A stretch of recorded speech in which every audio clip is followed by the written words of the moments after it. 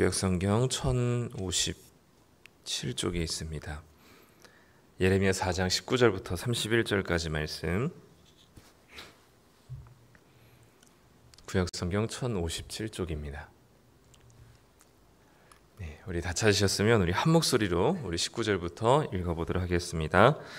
슬프고 아프다. 내 마음속이 아프고 내 마음이 답답하여 잠잠할 수 없으니 이는 나의 심령이 나팔 소리와 전쟁의 경보를 들음이로다.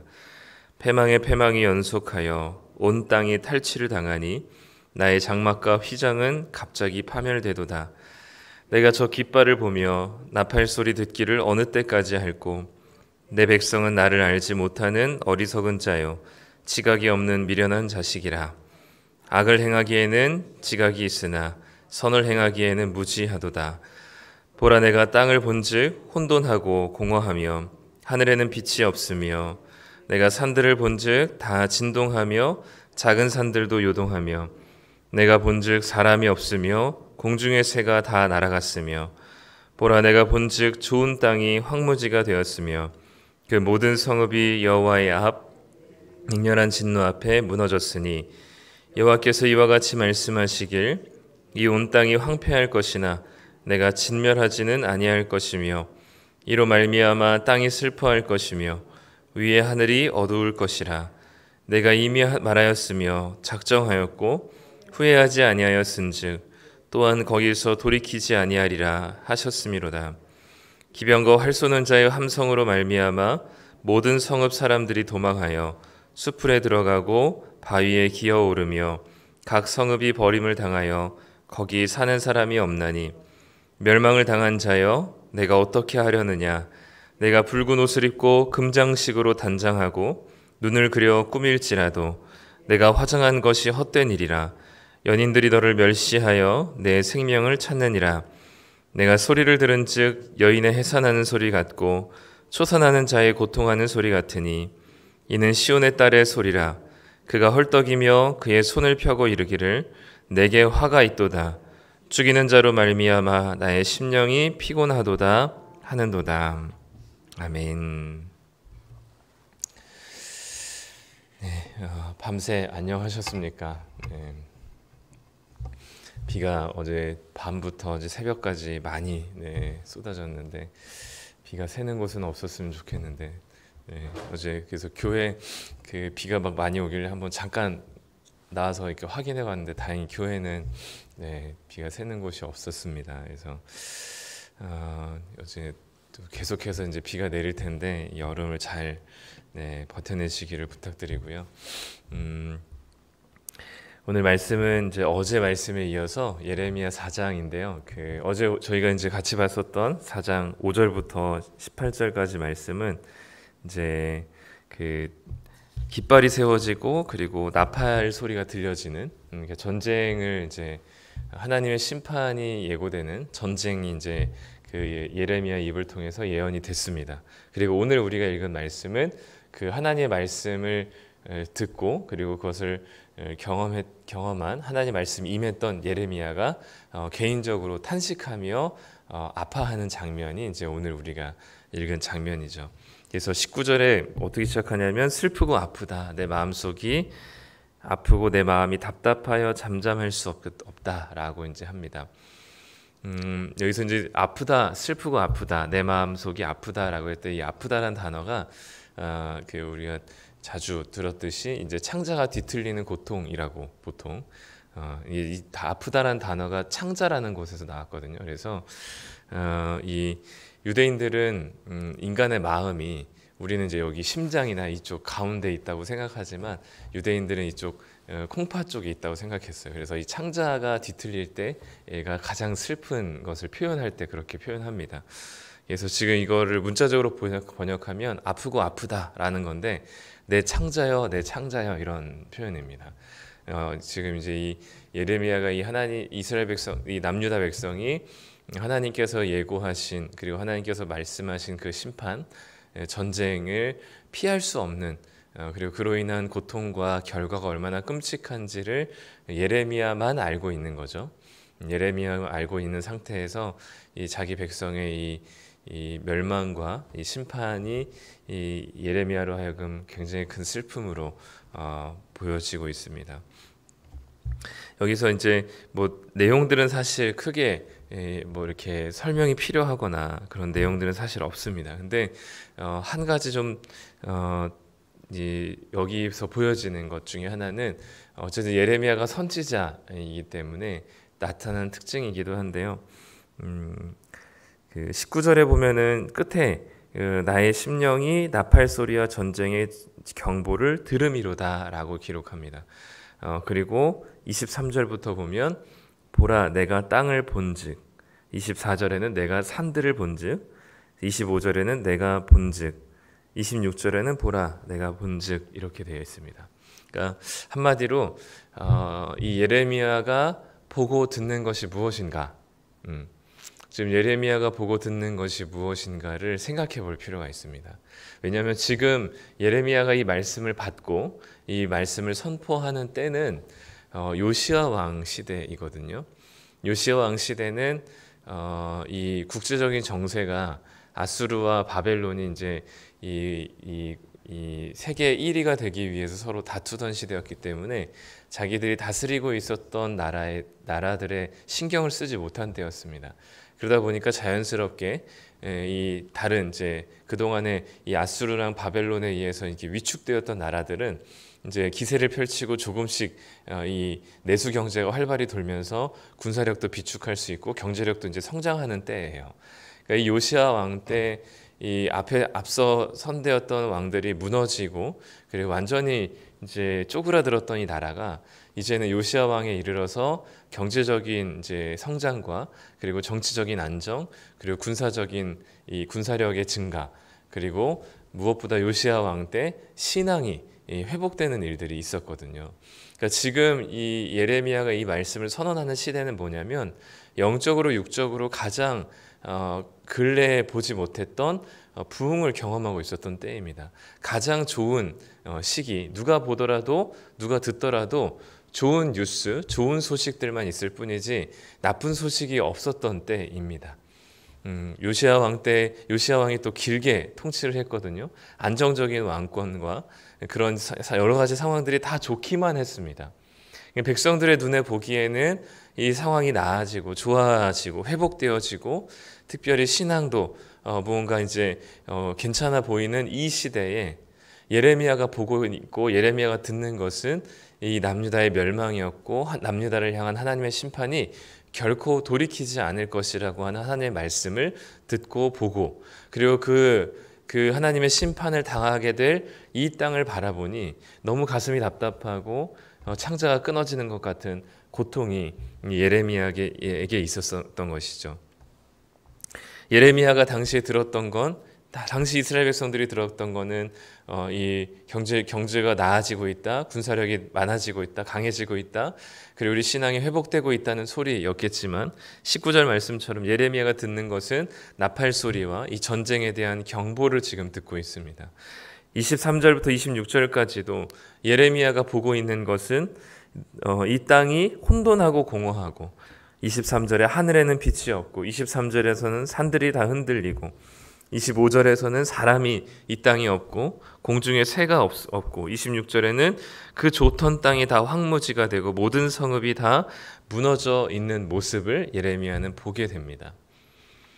당시의 사람들은 이 나라가 좋아지는 모습 그리고 이 아수르와 바벨론이 둘이 이 치열한 다툼을 하는 사이에서 이스라엘이 조금 더 회복되고 있는 모습을 보겠지만 예레미야의 눈에는 그 모든 것들이 마치 30절에 이 멸망을 당할 자가 자신의 눈을 그리고 붉은 옷을 입고 금장식으로 단장하고 눈을 그려서 꾸미며 화장하는 것이 얼마나 헛된 일인 것처럼 보일 정도로 예레미야의 눈에는 그 잠깐의 이 호사와 그리고 잠깐의 호황기는 이 죽음을 앞두고 있는 이 죽음이 올지 모른 채 자기 눈을 크게 그리고 있는 여자의 모습과 다를 바가 없다라고 표현하고 있는 것이죠. 그렇기 때문에 사람들의 현재 상태, 지금 이스라엘 백성들의 현재 상태는 멸망을 앞에 두고 이 곧 죽음의 소리와 그리고 모든 것이 무너져서 사라질 이 코앞에 낭떠러지를 알지 못한 채 열심히 자신의 튼튼한 두 다리를 믿고 달려가는 사람과 다를 바 없어 보이는 게 예언자였고 선지자였던 예레미야가 보고 듣고 있는 이 당시의 남유다 백성의 상태였습니다. 특별히 23절부터 26절에 이 하나님의 진노의 심판의 결과의 모습은 혼돈과 공허, 하늘에 빛이 없고 산들이 진동하고 사람이 없고 공중에 새가 날아가고 좋은 땅이 황무지로 변하고 모든 성이 무너진 것. 특히 23절에 혼돈하고 공허하다, 이 단어는 어디서 많이 본 단어이죠. 네, 창세기 1장에 나온 창조 이전의 모습입니다. 창조 이전에 하나님께서 이 세상을 이 세상을 창조하기 전에 땅이 혼돈하고 공허하였으며 라고 되어 있는 그 본문 그대로 그 단어가 여기에 쓰였죠. 하나님의 이 심판이 임하면 창조 이전에 아무것도 없었던 그 완전한 공허와 무질서의 상태로 돌아가게 될 것을 선언하고 있습니다. 하나님의 심판이 얼마나 끔찍한지를, 그리고 하나도 남기지 않는다는 사실을 보여주는 것이죠. 우리는 무엇을 보고 무엇을 듣고 살아가고 있습니까? 물론 이 세상에 보이는 것들이, 또 이 세상에서 이 세상 사람들이 보기에는 지금 이때가 가장 호황기이고 가장 아름답고 만족스럽고 부족함이 없고 결핍이 없는, 보이는 것이 우리의 전부인, 그래서 이 세상, 지금 같이 잘 살고 넉넉하게 사는 것이 없어 보이는 만족스러운 상태일 수도 있습니다. 그러나 우리들은 하나님의 말씀을 따라, 하나님의 시선을 따라 살아가는 자들이기 때문에 이 선지자 예레미야의 눈에 보기에 그 가장 좋았던 시대가 가장 암울했던 시대로 보여지는 것처럼, 우리의 눈과 귀는 하나님에게 예민해 있다면 지금 가장 넉넉하고 가장 호화스러운 이때가 어떻게 보면 가장 절망적이고 가장 슬플 때가 아닐까 싶습니다. 그리스도인들은 자기의 문제, 개인적인 문제만을 붙들고 살아가는 자들이 아닙니다.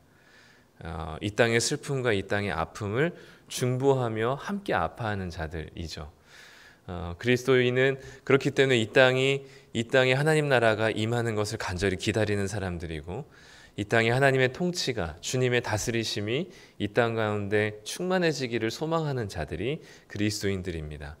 개인의 삶의 문제가, 상황이 변화되고 해결되기를 바라는 것은 그리스도인이 아니더라도 모든 사람들이 다 바라는 일들입니다. 그렇기 때문에 그리스도인들이라면 마땅히 이 땅에 보지 못하는 것을 봐야 하고, 이 땅에 듣지 못하는 소리를 들어야만 합니다. 그렇다면 우리의 시선이 단지 우리의 개인의 고통과 개인의 어려움에서 머무르지 않고 이 땅의 아픔과 이 땅의 진짜 소리를 들을 수 있는 사람들이 그리스도인이어야 합니다. 그래서 이 땅의 수많은 뉴스들과 수많은 소식들과 수많은 이야기들 속에서 하나님께서 바라보시는 시선으로 이 땅을 볼 때, 그리고 이 땅의 소리를 들을 때 하나님이 이 땅을 향한 시선과 말씀이 무엇인지를 민감하게 받아들일 줄 알고, 그 이 땅에서 이 세상 사람들이 보지 못하는 소리와 이 시선들이 그리스도인들을 통해서 보여질 때 우리는 이 땅과 함께 고통받는 자, 그리고 이 땅의 백성들보다 먼저 고통받는 자로서 살아갈 수밖에 없는 것이죠. 그렇기 때문에 이 선지자적 감각이 우리들에게 민감하게 있어야만 합니다. 예레미야와 같이 이 세상이 얼마나 타락하고 하나님께서 보시기에 슬퍼할 타락한 시대인지를 바라볼 줄 알아야 되고, 그것을 우리는 바라볼 때 그래, 너네는 그렇게 멸망할 것이다 라는 시선이 아니고, 그래, 너네는 하나님이 없으니까 당연히 그렇게 멸망할 거다라는 그런, 우리가 뭔가 고압적인 자세가 아니라 예레미야처럼 슬프고 아프고 아파야 합니다. 이 땅의 타락과 이 땅에 하나님을 알지 못하고 살아가는, 그리고 하나님 없는 채로 살아가는 이 땅에 이 거의 죽음을 앞두고 있는, 그리고 자신의 외모를 치장하고 있는 그런 여자처럼 자신의 외적인 것으로 통해서 만족을 얻고자 하는 이 세상의 모습들을 보면서 부러워할 것이 아니라, 또는 그것을 가지고 환멸을 느낄 것이 아니라, 그런 이 세상을 보면서 우리는 아파해야 합니다. 그것이 그리스도인의 시선이고 마음이고 선지자적 감각이 있는 그리스도인의 모습인 것이죠. 그래서 이 땅을 위해서 기도하고 이 땅을 위해서 중보하며 하나님께서 이 땅 가운데 주님의 긍휼과 은혜를 베푸시도록 기도하는 것이 바로 그리스도인 된 우리들의 시선과 모습일 겁니다. 오늘도 여러 가지 소식과 뉴스들을 접하실 것이고, 또 주변에 또 보이지 않는 시선들과 소리들이 들리실 것입니다. 하나님께서 우리로 하여금 보이게 하고 들리게 하는 그 일들이 우리의 기도 제목이고요. 또 우리들이 대신 또 아파하고 함께 고통받아야 할 이야기들입니다.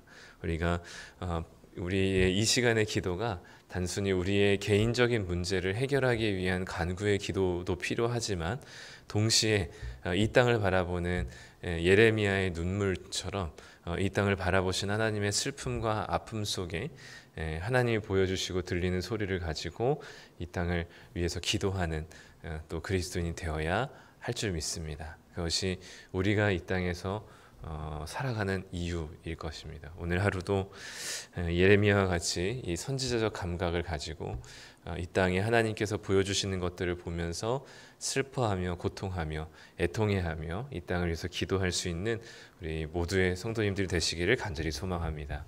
기도하겠습니다. 하나님 감사합니다. 오늘 4장 말씀을 통해서 하나님의 심판이 예고된 말씀을 선언하는 예레미야가 얼마나 아프고 힘들게 자신의 창자가 뒤틀리는 고통을 겪으며 이 땅의 백성들을 향한 마음으로 들끓는지 보게 됩니다. 이 땅의 백성들은 조금 나아진 상황들과 환경들로 인하여서 하나님의 축복이라 여기고, 그리고 아무 문제 없다고 생각했었던 이 땅의 백성들을 보며 이제 곧 죽음을 앞두고 있지만 그 죽음을 앞둔지도 모른 채 자신의 얼굴을 화장하고 있는 여자처럼 아무것도 알지 못한 채로 자신의 외적인 상황들이 나아졌다는 소식으로 하나님의 심판과 분노를 바라보지 못한 이 땅의 백성들의 모습을 봅니다. 하나님, 우리가 바라기는 이 땅에서 그저 내가 먹고 사는 문제, 그리고 이 땅에서 내가 겪는 여러 가지 개인적인 문제들로 인하여서 거기 안에 매몰되는 사람 되지 않게 하여 주시고, 이 땅의 아픔과 고통을 바라볼 줄 아는 예레미야와 같은 시각과 예레미야와 같은 청각을 허락하여 주시기를 소망합니다. 이런 선지자적인 감각이 예민하여져서 하나님이 보여주시는 것을 바라보고 하나님께서 들려주시는 것을 들을 수 있는 자 되어 이 땅을 향한 하나님의 마음을 가지고 애통해하며 슬퍼하며 이 땅을 중보하는 하나님의 자녀들 될 수 있도록 붙들어 주시옵소서. 오늘도 우리가 만나는 사람들, 그리고 듣게 되는 소식들, 만나게 되는 보는 모든 것들을 하나님의 눈과 하나님의 귀로 듣고 보게 하여 주셔서 이 땅을 하나님의 나라로 물들일 수 있는 자 되게 하여 주시옵소서. 오늘 하루도 주님의 인도하심과 다스리심을 기대하며 예수님의 이름으로 기도드립니다. 아멘.